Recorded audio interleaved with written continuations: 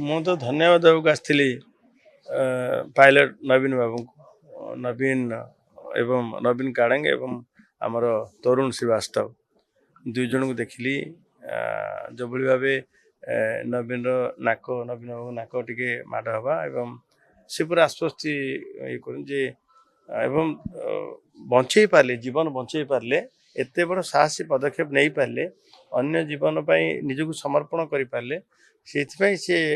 ମୁଁ ଭାବୁଛି ଖୁସି ବି ଥିଲେ ଯେ ଯାହା ମୋ ଦ୍ୱାରା ଏ କାମ ହେଇପାରିଲା ଏବଂ ମୁଁ ବି ତାଙ୍କୁ ଧନ୍ୟବାଦ ଦେଲି ଯେତେ ଧନ୍ୟବାଦ ଦେଲେ ବି କମ୍ ରହିବ ତରୁଣ ବାବୁ ଯିଏ ତାଙ୍କର ଅନ୍ୟ କ୍ୟାପ୍ଟେନ୍ ତାଙ୍କର ହେଇଥିଲା ମୁଣ୍ଡ ଟିକେ ମାଡ଼ ହେଇଥିଲା ସେ ପାଇଲଟ ତାଙ୍କର ବି ତରୁଣ ପାଇଲଟକୁ ଦେଖିଲି ଏବଂ ଆଉ ଜଣେ ଯେଉଁ ଆମର ସୁଶାନ୍ତ ବାବୁ ସିଏ ବି ସର୍ଭାଇଭ୍ ଗୋଟେ ପ୍ରକାର ଷ୍ଟେବଲ୍ ଅଛନ୍ତି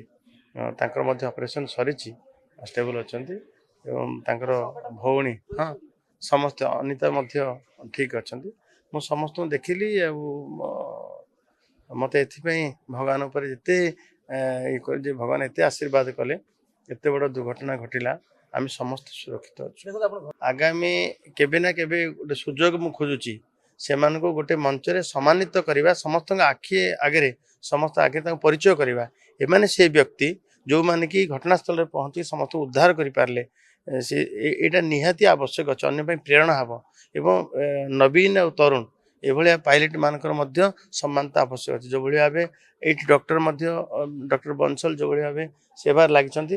ତନ ତନ କରି ସବୁବେଳେ ଦେଖୁଛନ୍ତି ସରକାର ମୁଁ ଚିନ୍ତିତ ଅଛି ମାନ୍ୟବର ମୁଖ୍ୟମନ୍ତ୍ରୀ ଆହୁରି ଚିନ୍ତିତ ଅଛନ୍ତି ଯେତେ ସର୍ବୋତ୍ତମ ଚିକିତ୍ସା ସେବା ଯୋଗାଇ ଦିଆଯାଇପାରେ ଆମେ ପ୍ରସ୍ତୁତ ଅଛୁ ଏୟାରଲିଫ୍ଟର ମଧ୍ୟ ପାଇଁ ପ୍ରସ୍ତୁତ ଅଛୁ ଗତକାଲି ଆମେ ଡକ୍ଟର ପଠାଇଥିଲୁ ହେଲିକପ୍ଟର ସ୍ୱତନ୍ତ୍ର ହେଲିକପ୍ଟର ଯୋଗେ ମଧ୍ୟ ଡକ୍ଟର ଆସିଥିଲେ ନ୍ୟୁରୋଲୋଜିଷ୍ଟ ମାନେ ଆସିଥିଲେ